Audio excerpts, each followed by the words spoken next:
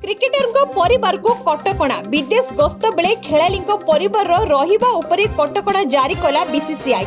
Australia विपक्ष border Gavaskar trophy रे भारत 1-3 रे सीरीज परास्त हेबा परे बीसीसीआई क्रिकेटर और सेमानकर परिवार पाई कठोर नियम जारी करा जायछि।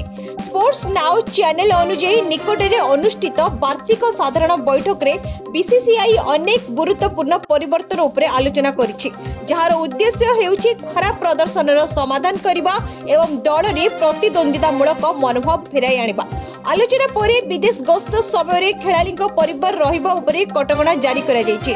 45 दिन किंबा ताठारु अधिक समय धरी चालुथिबा गस्त समय क्रिकेटर पत्नी और परिवार को सर्वाधिक 14 दिन साथी रहिबाकू अनुमति मिलिबा। बॉर्डर गावस्कर ट्रॉफी रे विराट कोहली और केएल राहुल समेत अनेक क्रिकेटर जीवन साथी उपस्थिति दृष्टि आकर्षण करबा परे एही परिवर्तन करा जायछि।